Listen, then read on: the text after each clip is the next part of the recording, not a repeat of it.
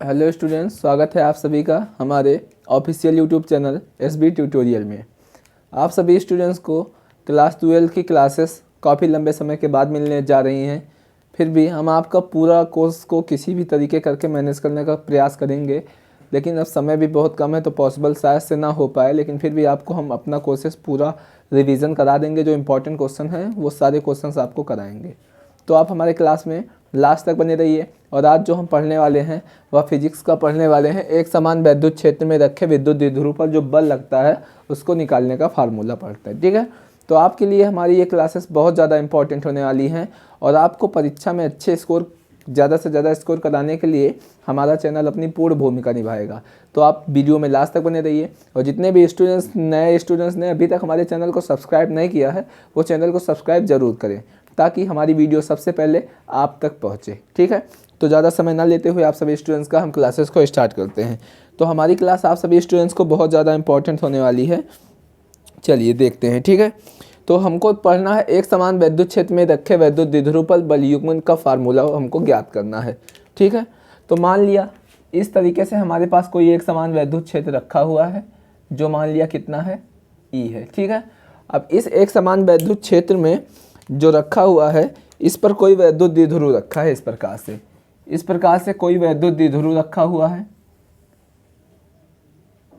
ठीक है।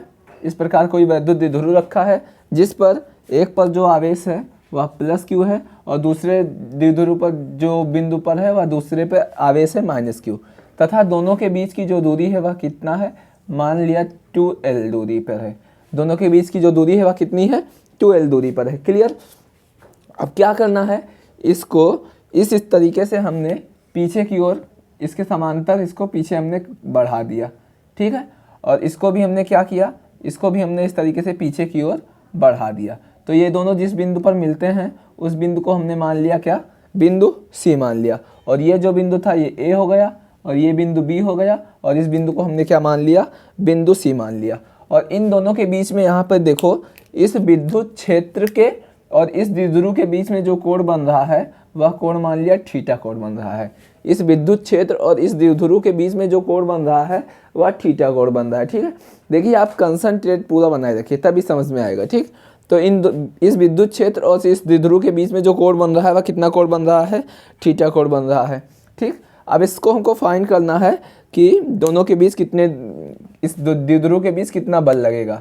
तो यहाँ पर थीटा है तो ये भी कोण कितना होगा, ये भी क्या होगा, थीटा ही होगा, क्लियर। तो हम सभी जानते हैं इस स्थिति में इसको सॉल्व करने का, यहाँ पर इसका जो परिणामी बल होगा उसकी दिशा बाहर की ओर होगी और ये माइनस है तो इसकी दिशा किधर की ओर होगी, इस तरीके से होगी। मीन्स दोनों की जो दिशा होगी वह क्या होगी, एक दूसरे के विपरीत होगी। तो यहाँ पर हम लोग जानते हैं कि F बराबर जो होता है वह Q इंटू E होता है। मीन्स आवेश गुणे तीव्रता जो होता है वह बल के बराबर होता है। तो हमको ये बल जो विद्युत द्विध्रुव बल आघूर्ण है, एक बल इधर लग रहा है तो दूसरा बल उसको अपनी स्थिति में बनाए रखने का प्रयास कर रहा है। तो यहाँ पर फार्मूला लगेगा प्रत्यानयन बल आघूर्ण का, फार्मूला लगेगा प्रत्यानयन बल आघूर्ण। और प्रत्यानयन बल आघूर्ण क्या होता है, प्रत्यानयन बल आघूर्ण होता है एक बल गुणे दोनों बलों के बीच की लंबवत दूरी। प्रत्यानयन बल आघूर्ण होता है दोनों में से कोई एक बल ले लेना है, तो एक बल ले लिया और गुणित दोनों के बीच की जो लंबवत दूरी है, दोनों के बीच की जो लंबवत दूरी है उसको लेना है, ठीक है। तो एक बल गुणे दोनों बलों के बीच की लंबवत दूरी को ले लेना है। इस प्रकार से हमने ले लिया दोनों बलों के बीच की लंबवत दूरी, क्लियर। तो आप सभी जहाँ पे समझ में नहीं आएगा कमेंट जरूर करना। तो प्रत्यानयन बल आघूर्ण जो होता है उसको हम लोग टॉ से प्रदर्शित करते हैं और एक बल लेना है तो कोई बल ले लिया हमने, F ले लिया और दोनों बलों के बीच की जो लंबवत दूरी है वह कितनी है, दोनों बलों के बीच की लंबवत दूरी AC है। तो इस प्रकार से हमने ले लिया क्या, AC। दोनों बलों के बीच की जो लंबवत दूरी है वह AC है, ठीक है। तो यहाँ से टॉ बराबर जो हो जाएगा वह क्या हो जाएगा, F बराबर हम लोग जानते हैं कि Q इंटू E होता है, तो हो जाएगा Q इंटू E और डॉट AC का जो मान होगा वह क्या होगा देखना है, ठीक है। तो यहाँ से हम लोग जानते हैं कि साइन थीटा बराबर होता है लंब बटे कर्ण। साइन थीटा बराबर जानते हैं हम सभी लंब बटे कर्ण होता है। तो लंब कितना है, लंब AC है और कर्ण कितना है यहाँ से देखना है, कर्ण का जो मान है वह AB है, ठीक है। तो ये कर्ण कितना है, ए बी है। तो यहाँ से ए सी बराबर कितना हो जाएगा, ए सी बराबर हो जाएगा A B sine theta. A B का गुणा साइन थीटा से हो जाएगा, तो ए सी बराबर ए बी साइन थीटा हो जाएगा। तो ए सी का जो मान है वह हो जाएगा ए बी साइन थीटा। तो यहाँ से ट बराबर हो जाएगा Q into E A B sine theta, Q into E और A B sine theta. A और बी के बीच की जो दूरी है वह कितना है, 2l है, तो हो जाएगा 2l साइन थीटा। अब हम सभी पढ़े हैं फार्मूला कि P बराबर जो होता है वह होता है 2QL के।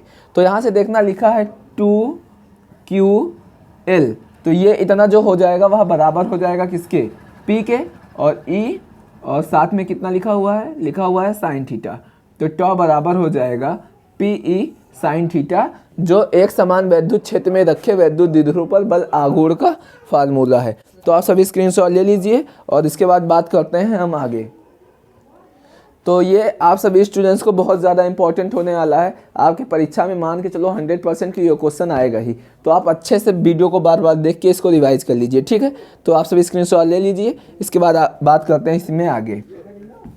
अब इसमें दो स्थितियाँ होती हैं। क्या होता है, एक तो होता है विशेष स्थितियाँ हैं, दोनों के स्पेशल केस हैं इसके। तो स्पेशल केस भी जानना बहुत ज़रूरी है, जो बहुविकल्पीय क्वेश्चन में इस तरीके से पूछ सकता है कि यदि थीटा बराबर 0 डिग्री हो, थीटा बराबर 0 डिग्री हो तो क्या होगा यहाँ से। तो यहाँ से थीटा 0 होगा तो ट का मान भी कितना हो जाएगा, तब ट का मान भी कितना हो जाएगा, 0, क्योंकि साइन 0 इज 0, 0 से किसी भी नंबर का मल्टीप्लाई होगा तो 0 ही होगा। यदि थीटा का मान 0 है तो ट बराबर 0 होगा, मीन्स ये जो वैल्यू आएगी वह मिनिमम होगी, ठीक है। अब दूसरा कंडीशन है if theta equal to 90 degree, ठीक है। यहाँ से क्या है दूसरा case, if theta equal 90 degree. तो थीटा 90 डिग्री है तो इसका जो मान हो जाएगा वह किसके हो जाएगा, साइन 90 इज 1 और ट बराबर हो जाएगा कितना, पी ई। तो इस प्रकार से ये हो जाएगा इसका विशेष स्थितियाँ। तो आप सभी स्क्रीनशॉट ले लीजिए, इसके बाद बात करते हैं आगे।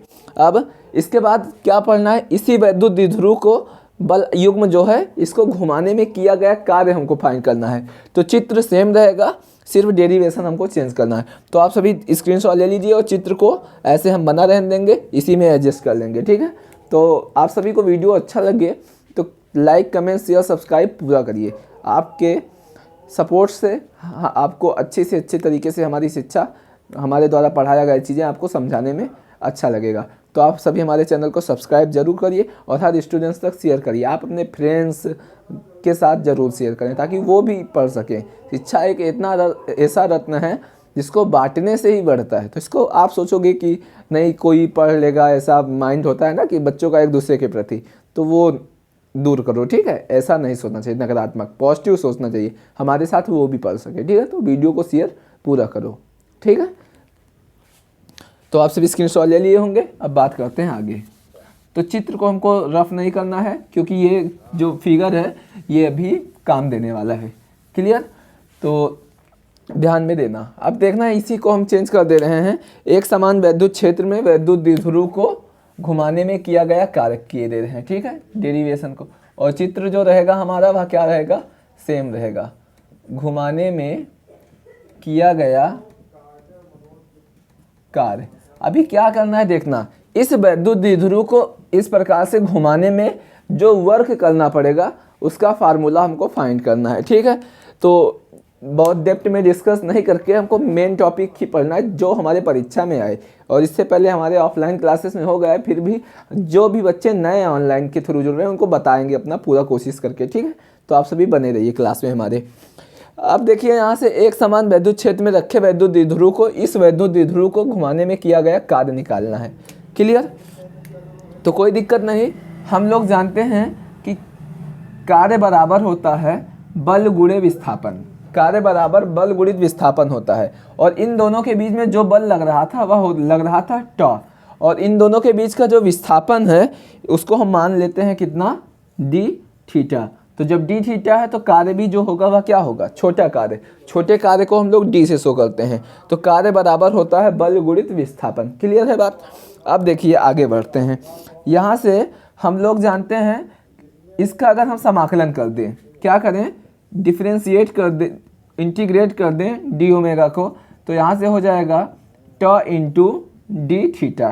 क्लियर। और कहाँ से कहाँ तक घुमाने में, तो 0 डिग्री से थीटा डिग्री तक, 0 डिग्री से थीटा डिग्री तक घुमाने में किया गया कार्य निकालना है। तो यहाँ डी डब्ल्यू का हम समाकलन करेंगे, तो समाकलन का मतलब छोटे पार्ट का सम करेंगे तो कुल पार्ट पता चल जाएगा।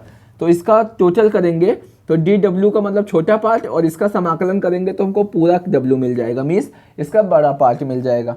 और यहाँ से हो जाएगा कितना, यहाँ से समाकलन होगा जो 0 से हो जाएगा थीटा डिग्री, और ट का मान हम लोग अभी फाइंड कर चुके हैं, होता है पी ई साइन थीटा और इंटू डी थीटा, इस प्रकार से। क्लियर। अब इसको साइड में किए दे रहे हैं, तो यहाँ से हो जाएगा W बराबर, अब देखना पी ई जो है ये कांस्टेंट वैल्यू है, ये जो पी ई लिखा है ये कांस्टेंट वैल्यू है, तो कांस्टेंट को हम बाहर लिख लेते हैं, और इंटीग्रेशन का निशान हो जाएगा, चिन्ह हो जाएगा, और लिमिट कहाँ से 0 से थीटा डिग्री, और हो जाएगा sine theta into D theta.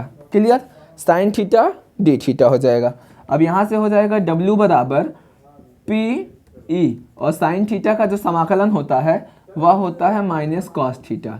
Sine theta का समाकलन होता है माइनस का कॉस थीटा, और उसके बाद लिमिट रख देंगे 0 से थीटा तक। तो यहाँ से हो जाएगा W बराबर, माइनस को बाहर लिख लेंगे तो हो जाएगा माइनस का पी ई, और जहाँ जहाँ पे थीटा है वहाँ पर एक बार अपर लिमिट रखेंगे, इस प्रकार से जहाँ जहाँ थीटा है वहाँ पर एक बार अपर लिमिट रखेंगे तो थीटा रख दिया, उसके बाद माइनस लगा के जहाँ जहाँ थीटा है वहाँ पे एक बार लोअर लिमिट रखेंगे, तो हो जाएगा cos 0, इस प्रकार से। तो यहाँ से जो मान हो जाएगा वह हो जाएगा W बराबर माइनस का पी ई। अब देखना cos 0 इज़ 1, तो यहाँ से हो जाएगा cos थीटा माइनस का 1, तो ये जो फार्मूला बनेगा वह क्या बनेगा, W बराबर पी ई, और यहाँ 1 कॉमन करेंगे माइनस को, तो 1 आगे हो जाएगा, और हो जाएगा 1 माइनस का cos थीटा। क्लियर। ये बन गया क्या, फार्मूला।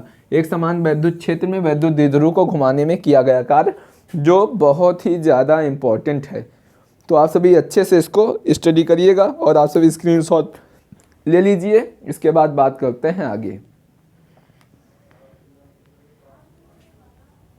ठीक है, तो आप सभी स्क्रीनशॉट ले लिए होंगे। इसके बाद जो हमको पढ़ना है वह पढ़ना है वैद्युत फ्लक्स के बारे में। ठीक है, तो आप सभी स्क्रीनशॉट ले लीजिए, इसके बाद हम आगे बढ़ते हैं।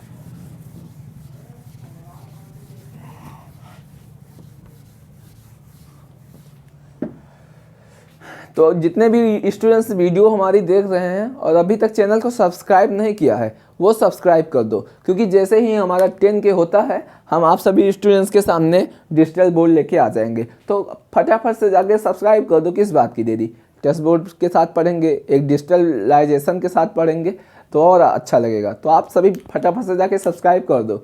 क्या देखना, बगल में रेड कलर का सब्सक्राइब का बटन लिखा होगा, उस पर सब्सक्राइब करके नोटिफिकेशन को ऑन कर देना है। हमारी वीडियो सब्सक्राइब हो जाएगी और आपको भी हमारी वीडियो लगातार मिलती रहेंगी। तो ज़्यादा देरी नहीं करना, ठीक है। देखो, जब सब्सक्राइब करोगे तो हमारा मनोबल बढ़ेगा, हमारा मनोबल बढ़ेगा तो हम आपको और अच्छा देने का प्रयास करेंगे। तो सब्सक्राइब ज़रूर करो। और हमारे चैनल के माध्यम से आप सभी स्टूडेंट्स को बोर्ड के साथ साथ कंपटीशन जैसे एयरफोर्स के एग्ज़ाम के फिजिक्स पढ़ाएंगे, और इस पे हमारे चैनल के माध्यम से आपको मैथ्स की क्लासेस मिलेंगी, न्यू सेशन से मिलेगी। तो और हालांकि रिवीजन के तौर पे कुछ ना कुछ किया जाएगा, अभी देख रहे हैं, फास्ट ट्रैक के रूप में व्यवस्था कर रहे हैं, तो मिलेगा। और हालांकि हमारे चैनल के माध्यम से आप सभी को एयरफोर्स, नेवी, एनडीए के टीचर्स के द्वारा आपको पढ़ाया जाएगा। तो आप सभी हमारे चैनल को सब्सक्राइब जरूर करें। क्लियर, ठीक है। अब बात करते हैं हम सभी वैद्युत फ्लक्स के बारे में। वैद्युत फ्लक्स क्या होता है, वैद्युत फ्लक्स के बारे में जो बहुत ज़्यादा इम्पोर्टेंट है। वैद्युत फ्लक्स को इंग्लिश में क्या कहते हैं, वैद्युत फ्लक्स को कहते हैं इलेक्ट्रिक फ्लक्स। ये भी बहुत ज़्यादा इंपॉर्टेंट है पेपर की दृष्टि से, ठीक है। तो बने रहिए वीडियो में। अभी देखना क्या होता है वैद्युत फ्लक्स। सपोज हमारे पास इस तरीके से कोई पृष्ठ है, पृष्ठ इस प्रकार से हमारे पास कोई एक पृष्ठ है, ठीक है। जिस पृष्ठ को हमने मान लिया, ये पृष्ठ जो है एक छोटा पृष्ठ है, तो हमने मान लिया DS, कुछ भी मान सकते हैं, छोटा पृष्ठ को D मानते हैं, ठीक है। तो ये पृष्ठ था तो उसको हमने DS क्षेत्रफल का एक छोटा सा पृष्ठ मान लिया। और क्या हुआ, इस पृष्ठ पर यहाँ से एक वैद्युत क्षेत्र इसका जो है वह इस प्रकार से बाहर की ओर है, ठीक है, क्षैतिज है, और एक वैद्युत क्षेत्र इसका जो है इस प्रकार से वह क्या है, ऊपर की ओर है। क्लियर। और इन दोनों का जो परिणामी है, इन दोनों वेक्टर का जो परिणामी है वह इस प्रकार से है दोनों के बीच में। क्लियर। तो यहाँ पर ये जो घटक है ई होगा, क्यों, क्षैतिज घटक है, तो क्षैतिज घटक को हम लोग ई साइन थीटा मानते हैं, और जो ऊर्ध्वाधर घटक है उस घटक को हम लोग क्या मानते हैं, ई कॉस थीटा मानते हैं। क्लियर। लंबवत घटक को हमने ई कॉस थीटा मान लिया और क्षैतिज घटक को हमने ई साइन थीटा मान लिया, और ये जो हो जाएगा ये इसका परिणामी हो जाएगा। क्लियर। तो इन दोनों के बीच में जो कोण बन रहा है, मान लिया यह कोण कितना बन रहा है, थीटा कोण बन रहा है।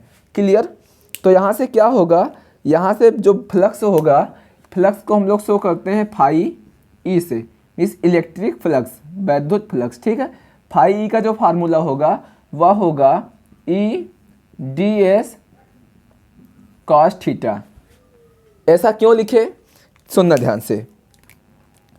ये डी एस जो है ये एक पृष्ठ है, डी एस जो है क्या है, एक पृष्ठ है। तो इस पृष्ठ से ई कॉस थीटा कैसा घटक है, तो ई कॉस थीटा जो है वह लंबवत घटक है। तो किसी भी पृष्ठ से अभिलंबवत दिशा में गुजरने वाली जो वैद्युत बल रेखा है, ये जो वैद्युत क्षेत्र की दिशा है, ये वैद्युत बल रेखा भी होती हैं। क्या होती हैं, ये वैद्युत बल रेखा होती हैं। तो किसी पृष्ठ से गुजरने वाली, किसी पृष्ठ से अभिलंबवत दिशा में गुजरने वाली वैद्युत बल रेखा मीन्स ई की संख्या जो होगी उसी को हम वैद्युत फ्लक्स कहते हैं। ध्यान से समझिएगा बात को। किसी पृष्ठ से, पृष्ठ डीएस है, किसी पृष्ठ से अभिलंबवत दिशा में, कॉस लंबवत घटक है ना, किसी पृष्ठ से लंबवत दिशा में गुजरने वाली ई मीन्स वैद्युत बल रेखा की संख्या को ही क्या कहते हैं, वैद्युत फ्लक्स कहते हैं। तो हो गया डिफिनेशन।